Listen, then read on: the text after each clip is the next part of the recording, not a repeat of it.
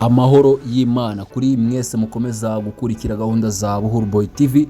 Uyu munsi turaje kugira ngo turebere hamwe ibibazo bine ukwiye kubaza umukobwa mu gihe wamukunze. Wowe icyo usabwa ni ugukanda subscribe aho ngaho kuri Buhuru Boy TV kugira ngo buri munsi tujye tubana mu biganiro byacu bigiye bitandukanye. Ni ukuvuga ngo ni ibibazo tugiye kurebera hamwe ugomba kubaza umukobwa mu gihe wamukunze maze akakwiyegereza gake gake.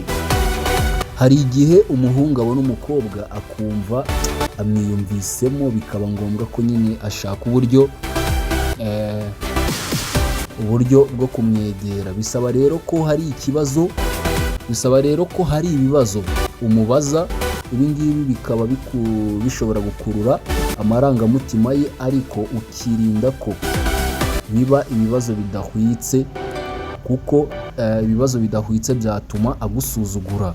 Urugero rw'ikibazo kidahwitse ni nko kubaza umukobwa. Hari ibibazo bidahwitse ushobora kubaza umukobwa akagusuzugura, nko kumubaza ngo ese uwo musatsi wawe ni uwawe? Ese uwo musatsi wawe ni uwawe? Ngo ese urukundo wamazemo igihe kirekire ni urw'igihe kingana gute? Ahangaha yagusuzugura kabisa. Ngo ese wambwiye ko witwa nde? Ibaze nawe kabisa. Kubaza umukobwa utubazo nk'utu ngutu bituma yumva ko utamuhaye agaciro, akaba yatangira kukugendera kure, nyamara wowe ushaka ko akwegera gake gake. Hari rero ibibazo bya ngombwa wabaza umukobwa ushaka ko mutangiza ikiganiro, bigatuma akwiyumvamo, agatangira kukwegera gake gake, ubundi ukaryoha. Ibyo bibazo nibyo tugiye kurebera hamwe kabisa. Ngiye kubakorera umuti dawa. Ikibazo cya mbere ushobora kubaza umukobwa. Mwibuke ko ibi ngibi ari ibibazo ugomba kubaza umukobwa mu gihe ushaka kumwiyegereza. Ikibazo cya mbere cyiza ni ukumubaza ngo ukunda iki mu kwishima. Ibi ngibi bituma yumva ko ushobora kuba wamufasha mu kwishima cyangwa se mu byishimo bye. Ikibazo cya kabiri, haba hari ikintu wigeze gukunda ukagitakaza ugikeneyemo ubufasha.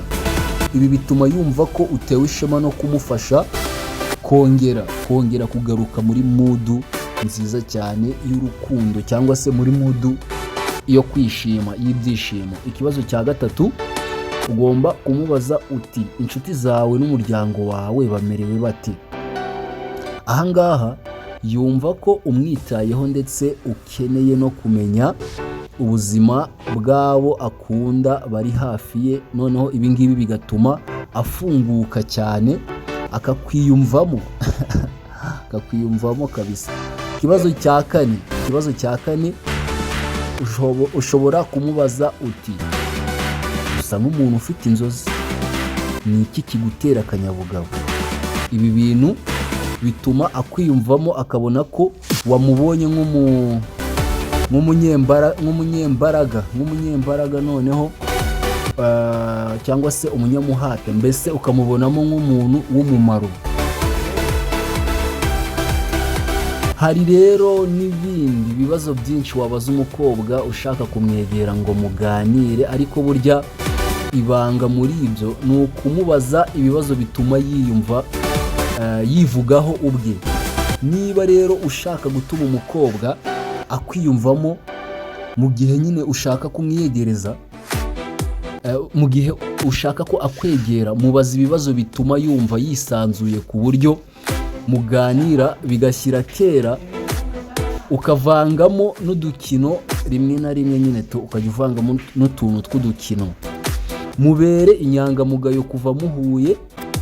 Nakubaza ibibazo umusubiza udaciye ku ruhande, uzabona aho uhera umugira inshuti isanzwe, noneho bidatinze unamubwire akari ku mutima. Mbakoreye umuti.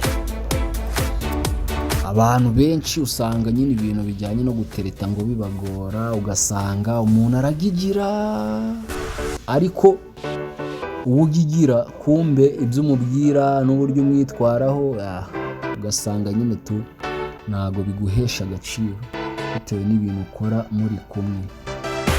Reka nsoreze ahangaha.